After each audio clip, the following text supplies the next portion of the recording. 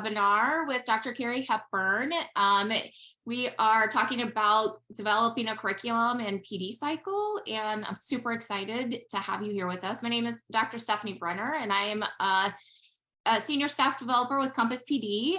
I'll serve as our host today. There's not a large group, so it should be like not really anything or any major issues. Just know one thing to keep in mind, please use the chat box, like type up, fill it up with any questions or comments. And at the end of our time together, Dr. Hepburn will spend some time addressing any of those questions that you have. I don't know about you, but I'm a note taker. Is anybody a note taker? And if you know Carrie, she is too. So even though she's going to be talking, she probably has a notebook in front of her and a ton of pens. So if you see my head down, it might be because I'm really trying to do my own learning too. Because she always has so much to share. Feel free to leave your videos on. We'd love to see you, but we also know that sometimes having the videos on can be, it's easier to have them off depending on where you are. But please do, if you haven't already, go ahead and mute yourself so that we can for sure hear all the greatness that Carrie is going to be offering us today. And one last thing, please share your learning on social media and tag Compass PD and Dr. Hepburn when you do that. I'm really excited because I get the honor of introducing Dr. Carrie Hepburn to you today. She is the CEO and founder of Compass PD. If you don't know Carrie yet or already, she is an expert at so many things. It's really hard to summarize everything that she's good at. She is really the go-to person for anything that has to do with planning and leading large-scale systematic changes within a school district. She's an expert at creating long-term plans of implementation for curriculum, instruction, assessments, and professional development, which is why she's here with you today. And quite honestly, she's the only person I know that can lead a team of people through unpacking standards and have them walk away thankful and excited about the learning that they have done. So if that doesn't say something to you, then I don't know what does. What's really exciting about Carrie and Compass PD and all the work that she's been leading is that recently some data was released that really supports her abilities to create changes and systems of change within school districts. We know that right now we're in a time when a lot of districts are noticing declines in student achievement. But the districts that Compass PD has been working with and Carrie's been working with, 100% of those districts who are underperforming are no longer at risk. And the school districts that she's been partnering with have seen like between 5 and 15% increase in student achievement data. So that's just really speaks volumes to the impact that Dr. Hepburn has when she's able to partner with school districts in long-term processes such as curriculum and professional development cycles. So therefore, with all this knowing, it is really my honor to introduce to you Dr. Carrie Hepburn. Oh my gosh, I didn't even. Thank you very much. I am super excited about today. I'm incredibly passionate about developing curriculum and professional development cycles and doing this work because I see the impact that it can have on student achievement. And I'll talk through each of those steps as we go through our time together today. So let's just get started. All right, can you see my screen okay? Everyone see that okay? Lovely, wonderful. So here are what our objectives are for the day. So we're gonna know the terms curriculum, professional development, and cycle. We're gonna understand the purpose of a curriculum and professional development cycle and be able to plan for updated high quality curriculum and current relevant professional development. And so my hope for you today is to walk away with some ideas that you can start trying immediately in your district. And really why we wanted to do this now was you're going to be thinking about planning crazy, I know, but what's on your mind right now is thinking about 2023 and 2024. And so you'll be doing budget planning, you'll be thinking about initiatives and things that are happening. And so I want to give you some things to think about and for you to be able to think outside the box and some creating um, opportunities for innovative solutions. So our goal is for you to walk away with some ideas. Now, the nerd in me, I have to start with terms. I can't help it. When you look at a continuum of learning, one of the things that we miss so often is talking about the vocabulary so that we're all on the same page. So, what we know is that a curriculum is what students need to know, understand, and be able to do. Literally, it's the course of that needs to be ran from the beginning of a unit until the end of a unit that students will take on their learning journey, the instruction that's going to happen, that's going to help them know, understand, and be able to do what we're asking them to be able to do. Curriculum is explicit, it's comprehensive, and it's developed to honor the framework based on content and performance standards. So if you don't know, I am a Grant Wiggins and a Jay McTighe nerd. All of my doctoral work was around their research. I've read every book, attended multiple webinars, and what I try to do is take their research, which is kind of like dry toast, and bring it to life so it's a little more interesting. And so one of the predictable problems that we're seeing is in districts is that people aren't writing curriculum. They're purchasing resources and saying that's their curriculum, and they're missing the important foundational work of thinking about what do students need to know, understand, and be able to do. And so when I help districts go back and fill in all of those gaps, that's one of the areas that we're seeing like the greatest amount of growth. So when we talk through a curriculum cycle, what I'm going to be able to do is show you how you can have that foundation so that you can see that nice growth early on. Okay, so then the next step is the next term is professional development. So, professional development is the kind of learning that impacts educator practices. So, you should see tracks of professional development in the classrooms. You should see professional development being transferred into classrooms and the tracks of that teaching in student work. So what I don't like to see is when we give professional development and there's not any transference. And so professional development should impact education practices. It should improve student learning. Professional development always uses data and feedback. It's cyclical. It should be job embedded. So we're going to talk through how professional development cycle can help support that as well. What I think that we forget about is some of that research, and I have a slide that's filled with all the research that you can learn into, is that we forget that our professional development should be sustained over a period of time. We need a minimum of 50 hours on one specific subject, one specific content, in order to see an impact in classroom instruction.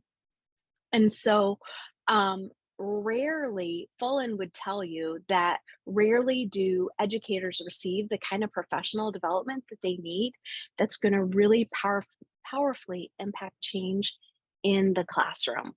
Most educators receive 8 hours of professional development on a topic a year compared to the 50 that they state is needed in order to see an impact in the classroom. So that research is from Linda Darling Hammond, it's from Yoon, it's from Winglinski. I mean, over 25 years, 2 decades of research support that we need 50 hours of professional development on a single topic. And so when I talk about professional development and professional learning, you want to think about building plans that can provide that so you see the impact in the classroom. And then finally, a cycle is just a series of occurrences that are repeated and over and over. So our big goals today are that I want you to be able to create a professional development and a curriculum cycle that allows you to have high quality, current relevant curricula that is aligned with evidence and research based resources and practices that support that curricula. I want to see instructional practices that align with the current research. And I know that that's what you want as well. And so we think about what are those big rocks and educator practices that should be um, revisited regularly. So what we're seeing right now is everyone did professional learning communities 20 years ago, 15 years ago, and they're like, we're a PLC district. They said that, 5 years ago, and now they're like, we're not doing PLCs anymore. So all of a sudden we're going back and trying to say, we did professional development 20 years ago. I don't know what the problem is, or we did professional development on math workshop or reading workshop, but we're not seeing that. Well, we want to have a cycle so that things that are really critical and really important are being taught regularly over a period of time. So as new teachers come in, as teachers change grade levels, as new research comes out, we're always current and relevant in our practices.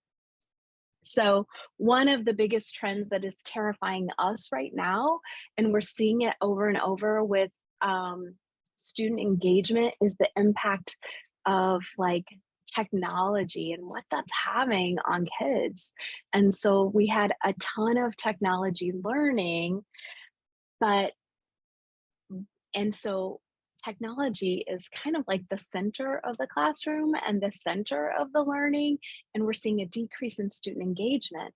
And so if we were looking at the current research that's out right now, the research that's come out from like Marianne Wolf and many other researchers, what we would see is that we need to step away from the technology being the center and get back to doing more concrete things with kids and them reading on actual books and not on devices. And what we would see is we're going to see an increase in critical thinking. We would see an increase in reading levels. We would see an increase in students being able to problem solve and having conversations. But the technology has kind of impeded that ability because it's rewiring or impacting the circuits in the brain that were developed when we were using some of those more analog kind of methods. So whenever you work with us, and any leader should have this at the forefront of their practices. So when I was in curriculum and instruction, I still have like a hard copy that is always with me. This is from Ambrose from 1987 was when his research first started, and several other researchers have used this, but this is about managing complex change. So when you think about a curriculum, you think about professional development, it's important to think about these are changes that are happening in our schools and our districts, with our teachers, with our staff. And so we need to have some things in place in order for change to happen and for it to happen effectively. And so a curriculum cycle, a professional development cycle, can help you create these safe spaces for higher levels of belief, engagement, commitment, teacher collective efficacy. 1.44 and John Hattie. If you're not a fan, you should be. Visible learning. But so what we know is we need a strong vision. We need the skills in order to do that. We need to see what those incentives are. We need to see the impact on students. We need to see that it's working. It's not always about money. They need to have the resources in order to do that. And then, oh no, an action plan in order to see change. So you'll see the vision, skills, incentives, resources, action plan to see change. When something's missing, like the vision, but all of the other things are in place, you'll notice that there's confusion. So teachers are confused. They're like, why are we doing this? It's one more thing you've just added onto my plate. I don't understand the purpose of this.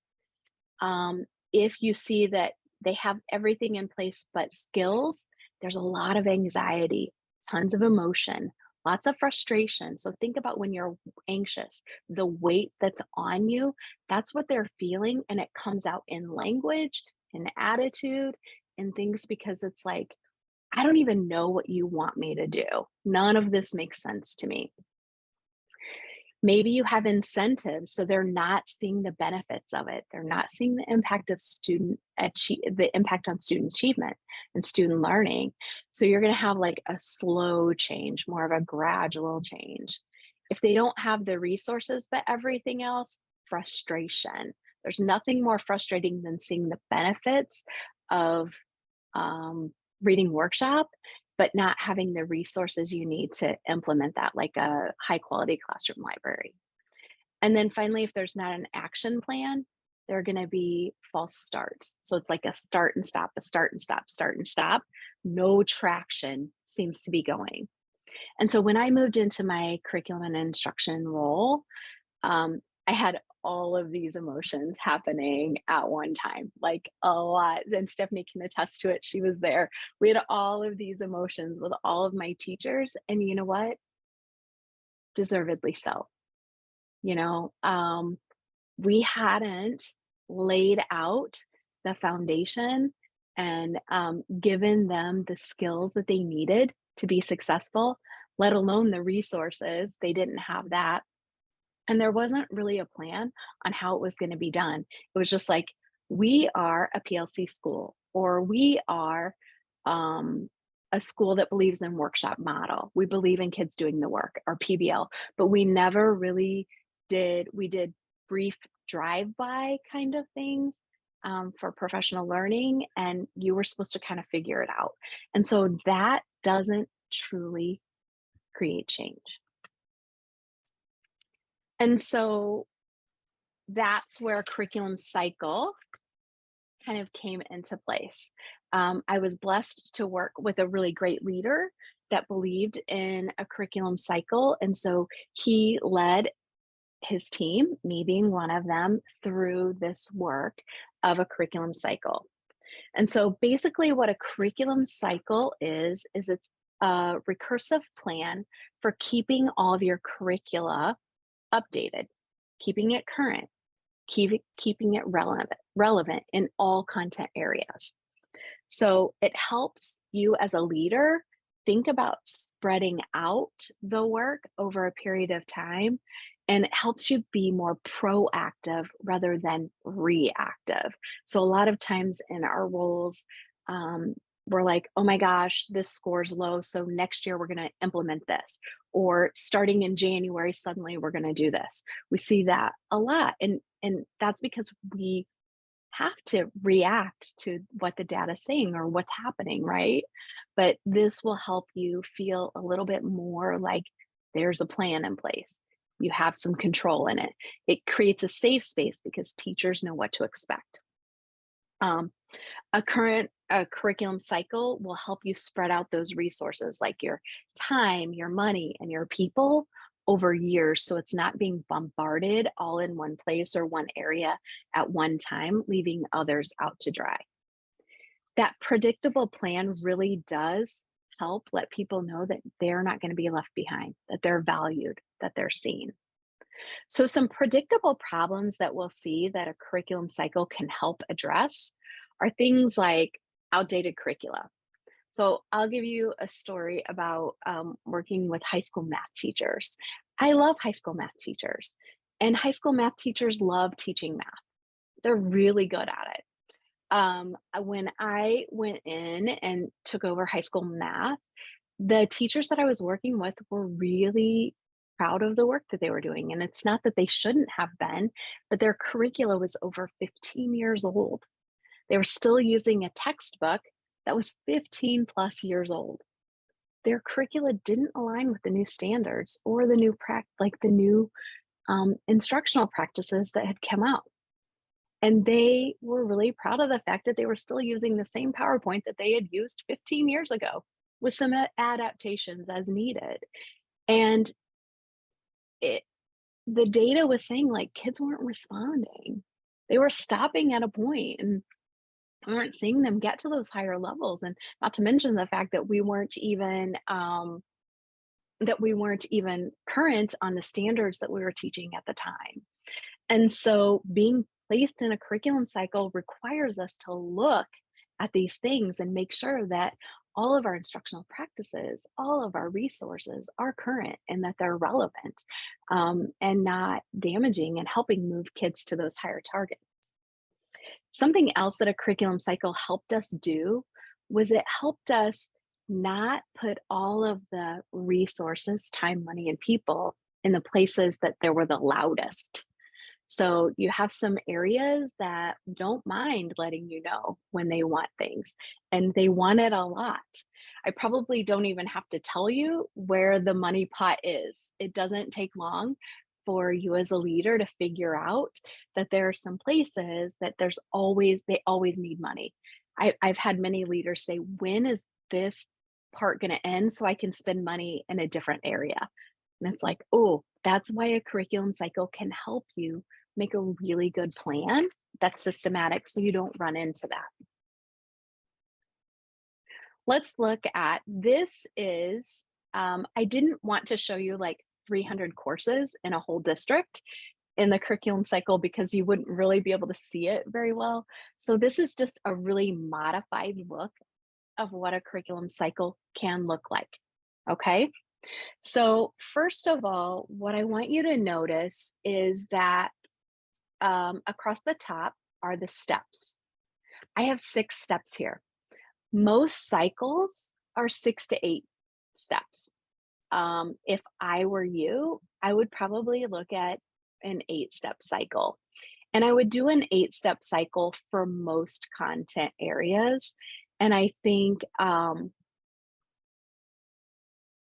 you might adapt cycles based on new research that's coming out. You might have to do some of them closer to that 6-year mark. But I think you would be pretty safe based on my experience in this with 8 years. And so I did want to show you the 6 and then tell you where you can extend. So I'm going to kind of go through. What you're going to notice is we have each content area and then where they are in the cycle. Okay, so like this was elementary ELA. So you'll see the different grades. Elementary ELA is a beast. If you didn't know, it's a beast. Not gonna lie, I was in charge of elementary ELA. It can be the place where you're like, when are we going to be able to do math? When do we get to talk about math or science or social studies? Because you have reading, writing, phonics, speaking and listening, and language, all of those in ELA, and that's a lot. And so for us, we separated it by grade levels. And when you see ELA there, that stood for reading, writing, speaking, listening, language, and then phonics, which was word study, basically. So when you see that in this, and then early childhood, you'll see special education. So we would support special education curriculum in the curriculum cycle as well. So their resources, the kinds of things that they would need. You'll see math here, secondary ELA, secondary math. I thought it would just be easier to kind of show you what this looked like this. So step 1, each step is a year. So you could have a 6 to 8 year cycle. Think about all of your curricula and that you could separate that out over that period of time. Your time, your money, your people, all of your resources, okay? In step 1, what you will do are these things. There's kind of a list of tasks. I'm going to give you some high level things to be thinking about. This is where we identify what the current reality is in the research. And I always do this in collaborative teams. So I try to bring in a teacher. So in some of the school districts I work, we have singletons. So one teacher teaches a grade or a content for the whole thing. So don't do it in isolation as a leader. You need people on the team to buy into this part of this work, all of it. So step 1 in a collaborative team, we identify the current reality. And so we do that by looking at all the data that we're going to collect all along this time. And then we look at the newest research. We use all of that to help us create like a vision for what the curricula is going to look like. So a vision for the course. So taking you back, to, all right, hold it. Where did I have that? Oh, wrong way. Sorry, guys. Taking you back to this, step one is where you're going to create that vision for your course. And that vision is going to be kind of the guiding, like, this is what we want for kids in this class. This is critical because does it align with the vision? Is what we always keep in mind when we think about money. Is this aligning with our big goals? Is this aligning with our vision? Is the PD aligning with the vision and the big goals? So it's critical. When I walk into schools and we see kind of like that chaos happening and people revolting and they don't believe in the work, all of that, we go back to these kinds of things. Oh my goodness, I won't touch my mouse, I promise. Again, we have to go back and fill in some of these gaps, and it starts to create that safe space. One being the vision for teachers. Step two, what you're going to see here, this is where we write the curriculum. So I want you to think about the old days back when you were in school. For those of you that are leaders, so go back to your curriculum design, understanding by design. When we determine what do students need to know, understand, be able to do, we create the assessments here based on the unpacking of those standards and the mastery levels. We create our rubrics, like our proficiency scales, our scoring guides, those kinds of things here at this time when we're writing the curriculum. And then we think about, like, what could a learning plan look like? This is how we this is how we develop a guaranteed viable curriculum. It's nice to do it so you can see the vertical alignment. Things are really nice. If you could get grade spans together is super helpful for this work so that you can make sure that there's a strong vertical alignment. People are building on one another. This helps us create a system that isn't like hodgepodgey. This aligns with our vision. This is what our plan is. So during this time too, when we're doing this, developing the curriculum, we always are writing down, we need this for PD. We want this. Our teachers need this understanding. They don't know it at this level. So we start collecting notes and data during that time. Step 3 or year 3 is when we implement the curriculum that's written. No resource yet. This might rub you a little wrong. This might be uncomfortable. But when we implement, what do we want students to know, understand, be able to do? These are what our assessments are. We're teaching kids so that they're successful in the assessment. They have the success criteria that's in their scoring guides, their proficiency scales. What we can do is start gathering data from teachers, survey data, student data that helps guide us toward this step 4, where we evaluate and pilot resources. Every time I've run a curriculum academy, every time I've unpacked standards with teachers, they're like, had I known this before, we wouldn't have spent money on this, this, this. They can go down the list. And again, people don't like it, but if we do it the right way and they see the impact, they have the skills and they see the impact on it, they'll buy in. And those are the schools that we're seeing like those double-digit growth on, guys.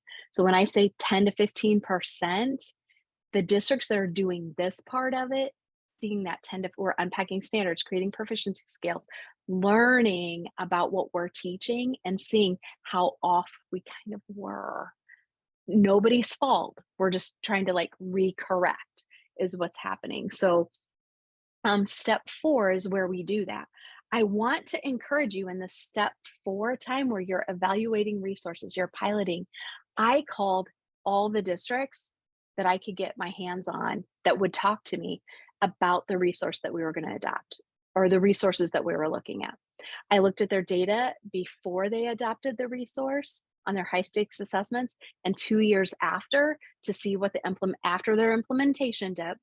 I met with their leaders and said what worked, what didn't work, what would you do differently if you were us, and used that before I chose my resource. I won't tell you what my resource is, but I'll tell you, like, I felt really great when we piloted it and the teachers had done that work, that we were like making a really good decision for our school and for our district. And so then after that, this step 5 is where I'm going to tell you, you could do this for 3 years. You could do step 5, 6, 7, and extend this step 5 into 3 years. And in this, what you're going to do is teachers are going to implement the new resource. You're going to collect data. You're going to do class visits. You're going to do monitor. You're going to just kind of monitor the implementation. And then finally, in step 6 is when you will send out a survey to parents, to kids, to teachers, and talk about the course. Like, what did you like? What worked? What didn't? What would you like to see done differently?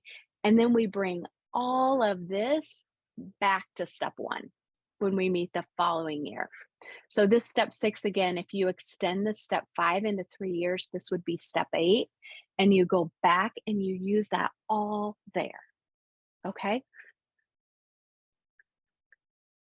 So it can feel overwhelming. I know, like, it can feel super overwhelming, but I think one of the things I think about is I have to look at how's it going right now? Like, what is our data telling us? What are we seeing? And so we can keep doing it how it is, or we could consider making some changes.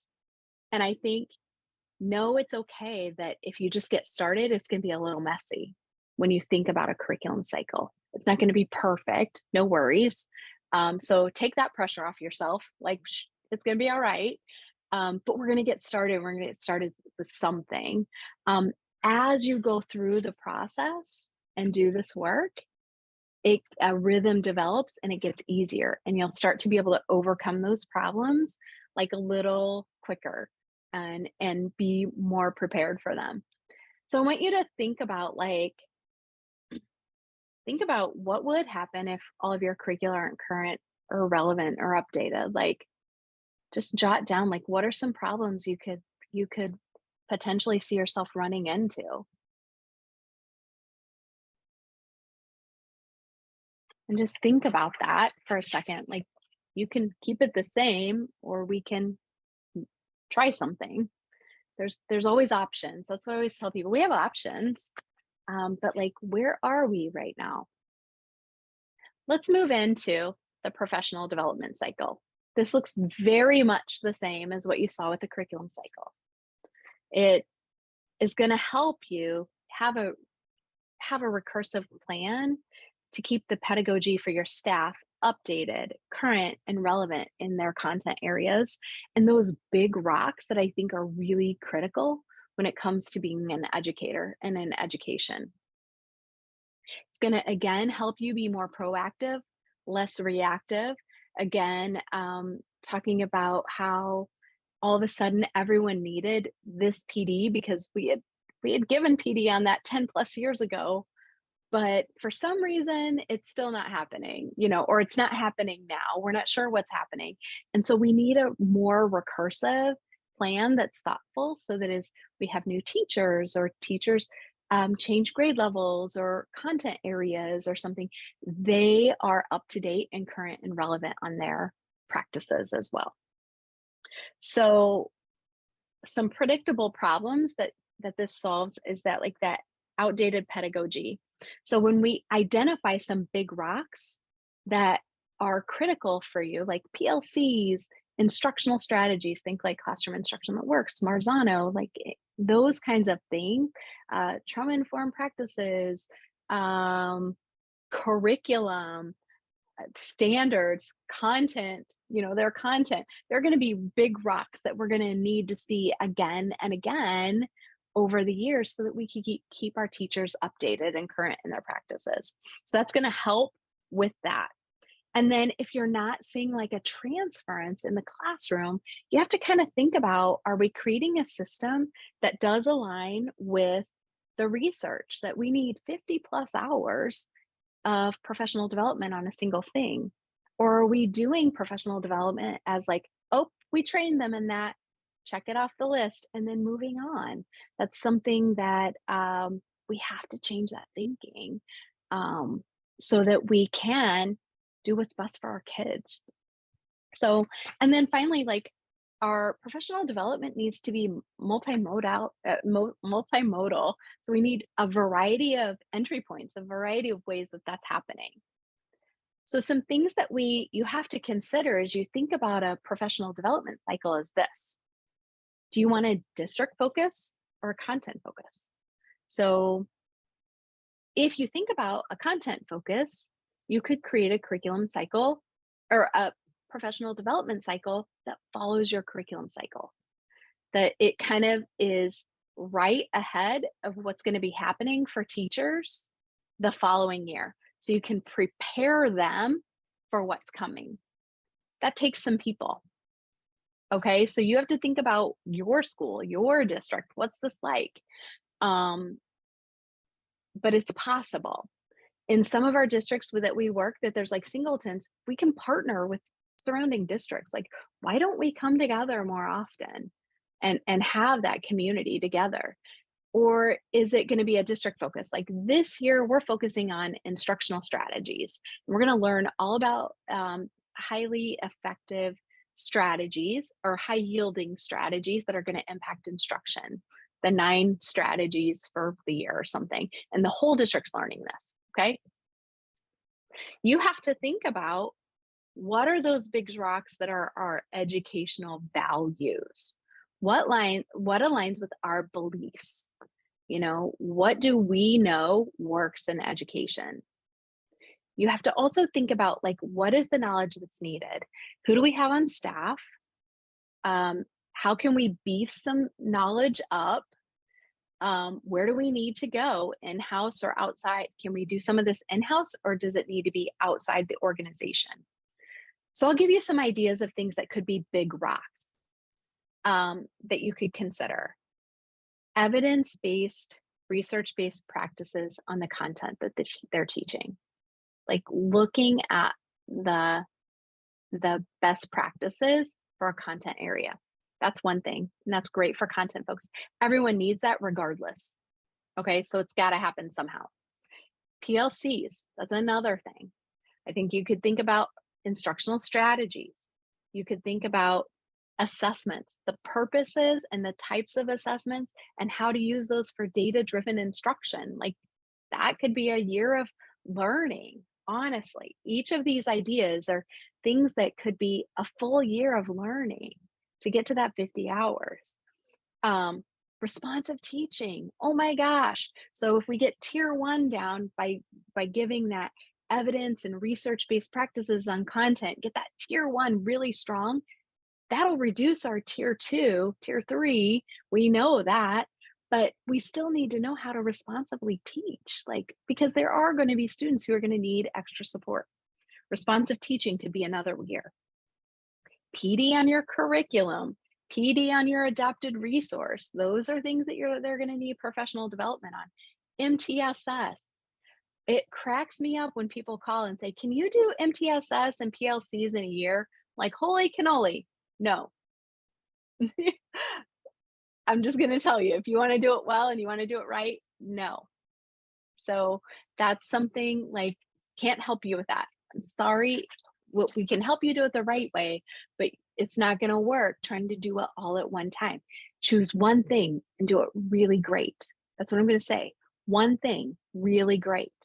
If you don't walk away with anything else, walk away with that. So what might a curriculum and professional development cycle in tandem look like? So if you were thinking about step 1 in a curriculum, Your professional development could be about looking at the data, the current reality with your teachers, looking at the new research, giving them a chance to learn and dig into those instructional practices, those instructional strategies, their new standards at this time. I love to do Simon Sinek's Start with the Why. I know that sometimes people are like, I think we can skip that. Don't skip it. It'll hurt you in the end. So it's worth doing that work with them. In step 2, while the curriculum's being written, you can take all of the learning that your curriculum team did up here on best practices even, and study evidence-based practices, instructional strategies, content-specific practices. When teachers are implementing the new curriculum, you can do content-specific Tier 1 instruction, PD. It's going to be all about that. You can look at the standards, the unpack standards, the proficiency scales that you created.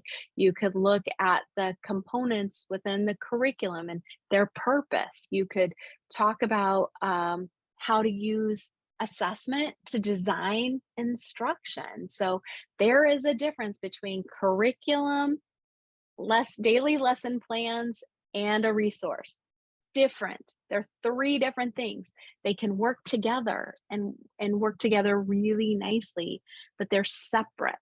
So teaching people about that is critical.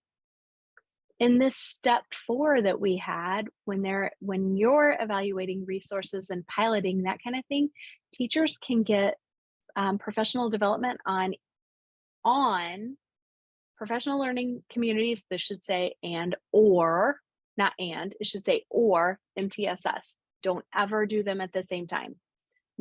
So it could be about things like this. What's a PLC? How do we use our curriculum in our PLCs? How does a PLC operate? What are our norms? All of those things. How are we, acting like a PLC, doing all of those things.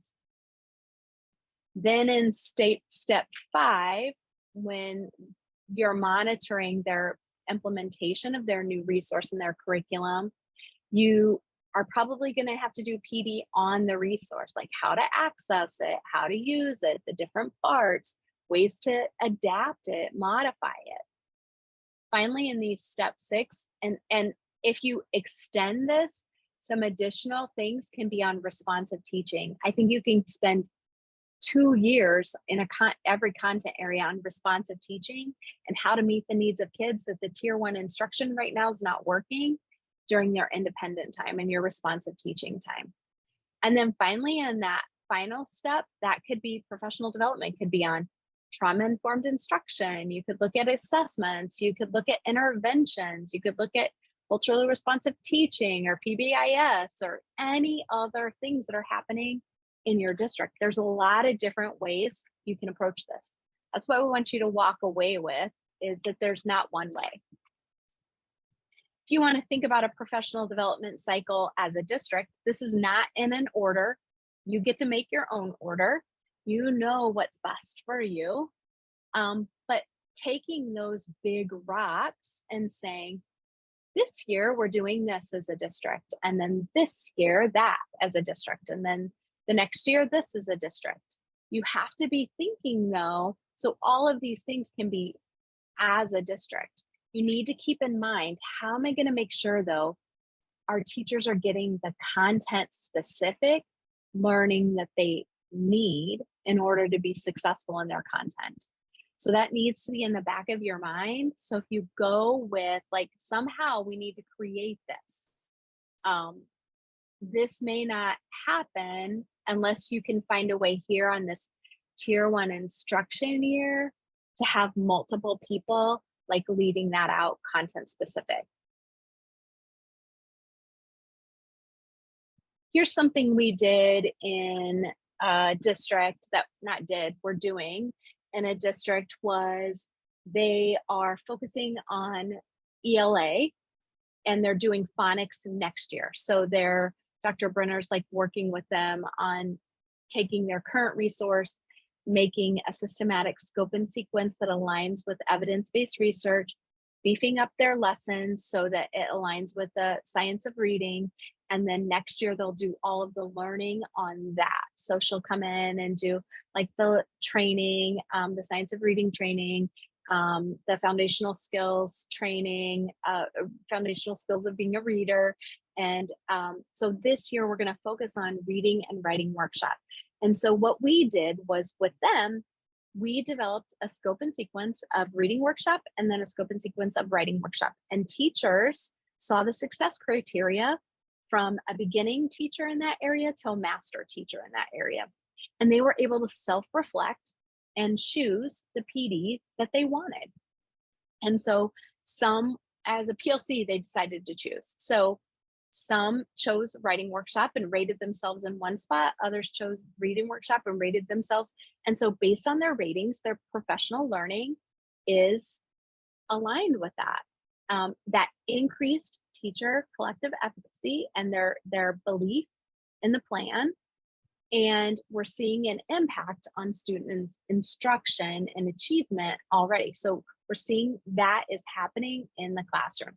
So when teachers got to choose their PD, we designed, and then working in tandem with their staff, designed multiple avenues for PD to ensure that they're getting those 50 hours.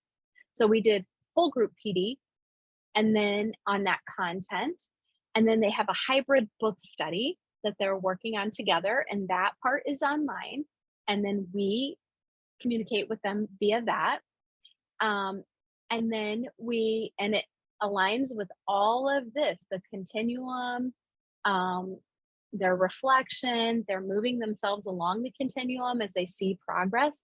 And then we created lab sites. So Dr. Brenner and I go in and we model, and then we coach teachers on that. And we study student work and see tracks of the impact of the PD on the instruction and in the student learning. So that's one way you could do it. All right. What I want to tell you guys is, boy, I feel like I just threw a lot at you. Today was really like in less than 16 minutes. I tried to give you a high level of kind of what a curriculum cycle and a professional development cycle can look like and the problems that it can solve. I think what's really important for you to know is like, there's not one right answer. It's just a way to start getting the conversation started, start thinking innovatively about how can we approach this? And, what do we hope the outcome is going to be for our kids? Like, what do we want for our kids? I'll walk in all the time and say, what is like your dream for your students? What do you want them to walk away from when they leave your school or your district and they go out into this world? What do you want for them? And sometimes it's like crickets. And so that's what I don't want it to be like for you. I want everyone to have like this big dream, and that's our vision. And we're all going that same direction. And so taking us back to that managing complex change, I want to bring you back to this and have you start thinking about, if we were going to implement a curriculum cycle or professional development cycle or both, like, think through this yourself as the leader. Like, where might you want to get started? What are some things that excite you when you think about this work and the possibilities that it can do, and the change that can bring for all of us in education? I think this is such a simple little graphic, but it is incredibly, incredibly powerful. So I thought, well, first, before we take questions, I want to share with you, because I'm kind of a nerd. I think it's really important for you to know that I didn't make any of this up. This is stuff I've done, and I've done in other districts, and Dr. Brenner's been a part of that, and others in our organization do this in their district, and they've moved different. We've done it in rural districts, urban districts, suburban districts, but this is all of the research that I use to help support what I shared with you today. We really believe in that, and that's important. And so we'll take a few minutes to take some questions if there are any. I don't know. Oh my. You talk about this stuff so much, and I took like pages of notes, Dr. Hepburn.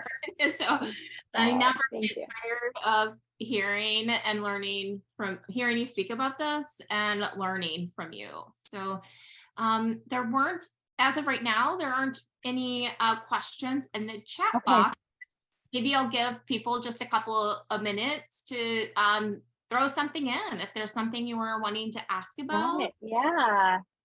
Uh, but I kind of have a question that while others are maybe getting theirs in there that I'll present to you. So one of the things that you really spoke about was like when you first started introducing that graph, the chart, like I love that chart. So, and you talked about using that as a way to be reactive or proactive in spreading out that curriculum work and that professional development cycle work. So, what do you see that happens when districts are more in that reactive mode? Like beyond just teachers having old textbooks, like what happens when districts are reactive in their planning of curriculum versus being proactive? Yeah. Well, one of the things that we see is we jump from resource to resource to resource. So we try to fix the problem a lot with a band-aid. And so we'll say, oh, our scores aren't where we want them, and people don't like it, and it's not working. And they say it doesn't align with the standards. So we're not going to use this anymore, and we're just going to buy something else. And so a predictable problem that we'll see is that we buy more stuff. And so when something that we talk about a lot in our organization is when we hear we need more stuff, that's a sign, that's data that we're collecting that we need to investigate further. And so so what we'll see is a way to try to hurry up and fix that problem, so we'll buy more stuff. Something else that we'll see is a hodgepodge.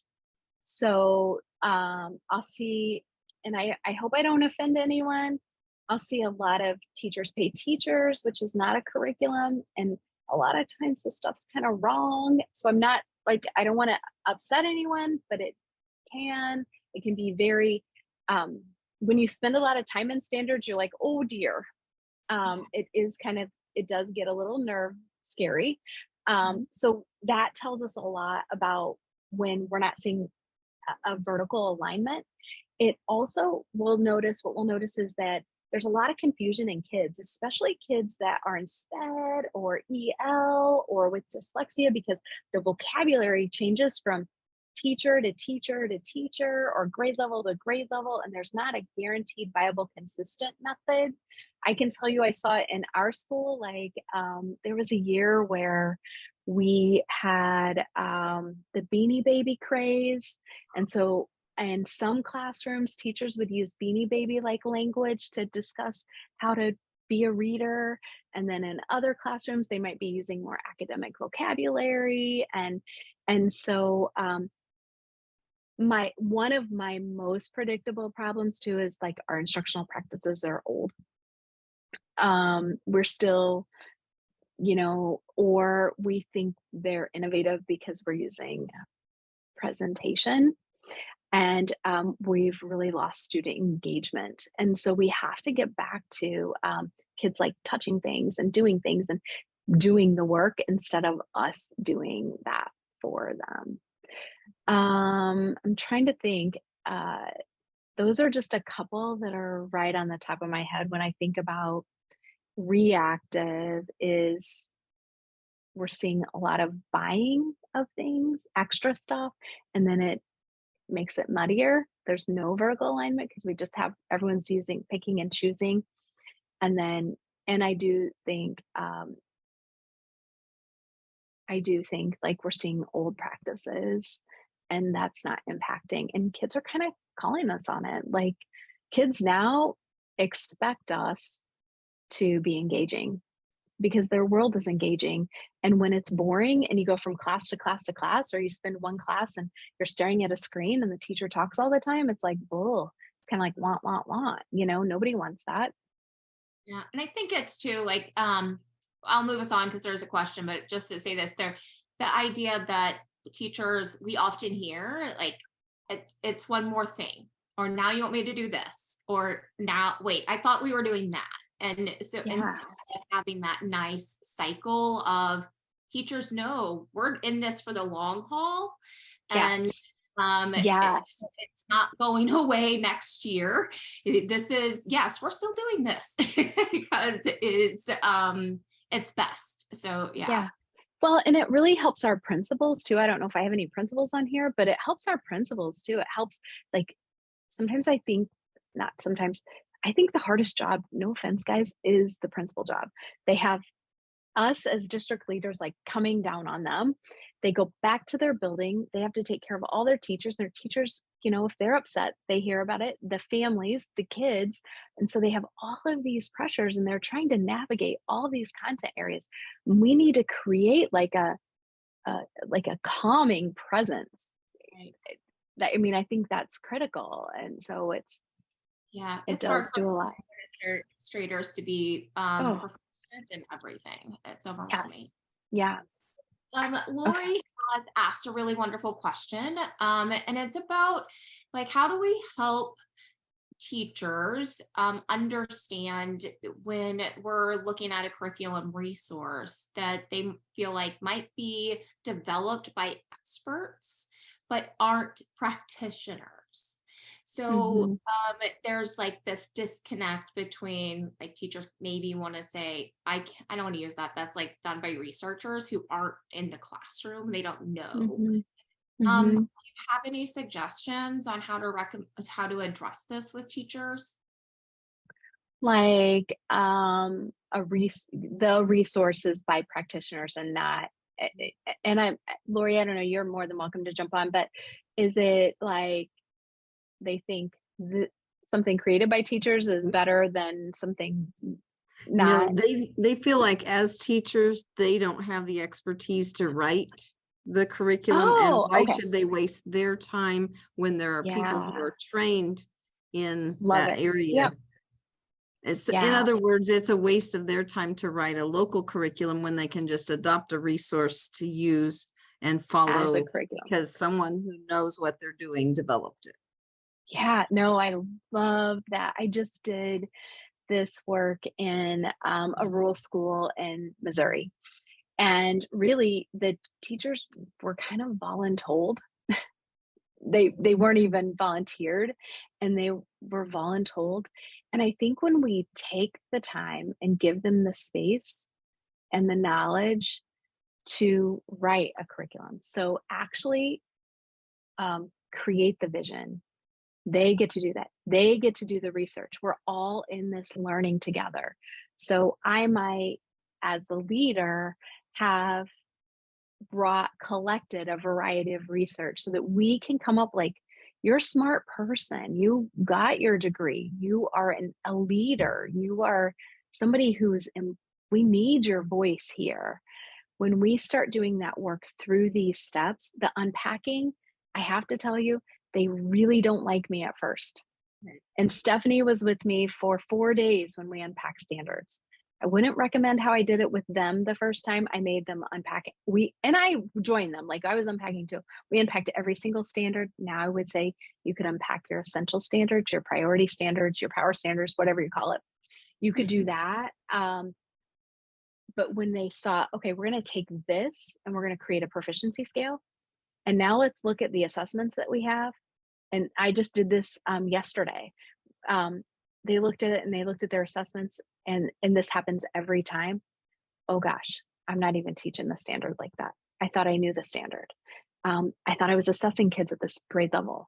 I'm not, and it's really never meant to be shameful. And it's not, it's like powerful. Okay, so what are we gonna do about it? Like, that's okay. We know better, we do better. I do love that, even though it is like just a saying people say all the time. It's okay. When we have the knowledge, now we can make.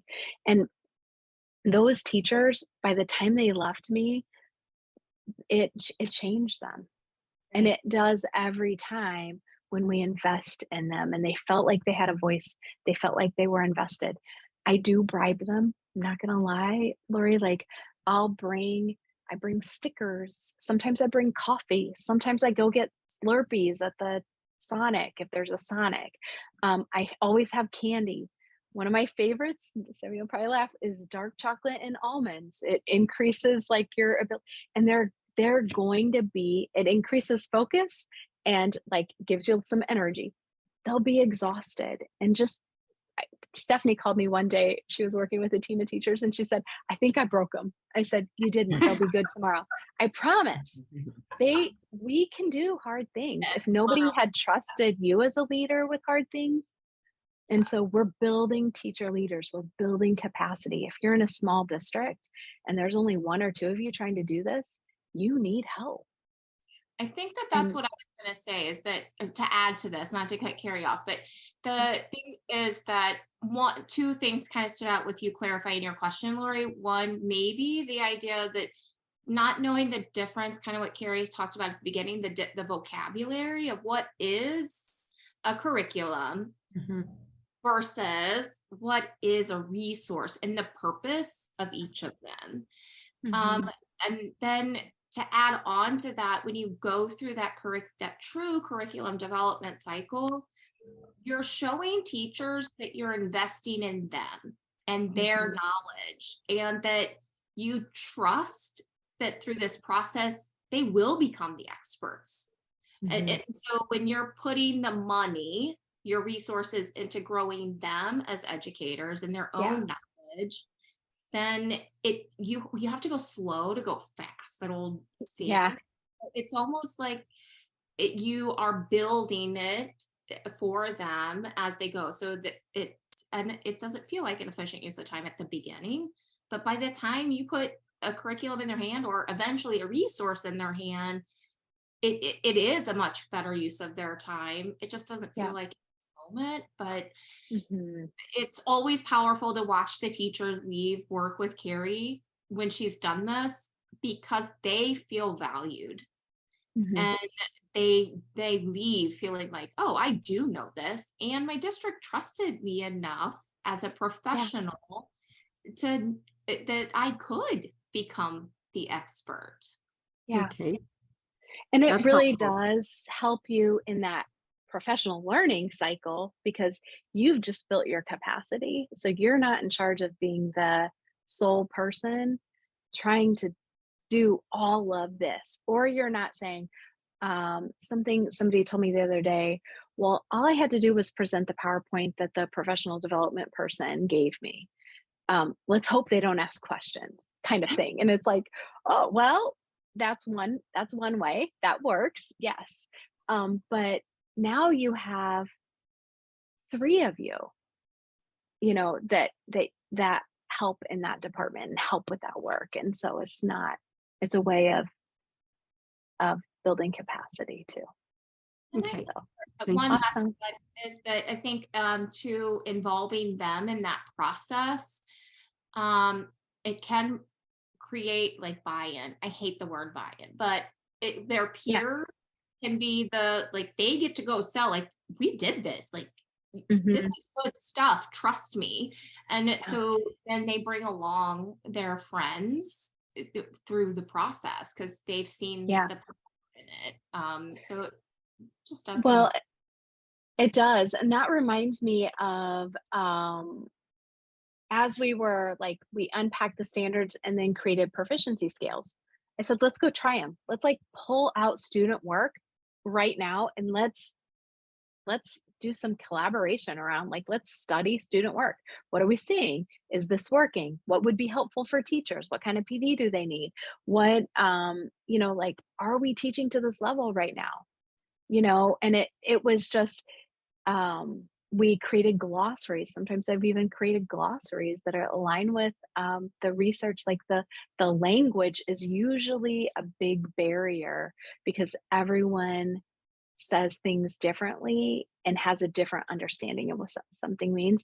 And this really was like one of the things that we did. They were like, I didn't know a root word and a base word were different things. I've been teaching it all wrong. And it was just like, oh, well, good news. It's November. We got the rest of the year to fix it. There's still time.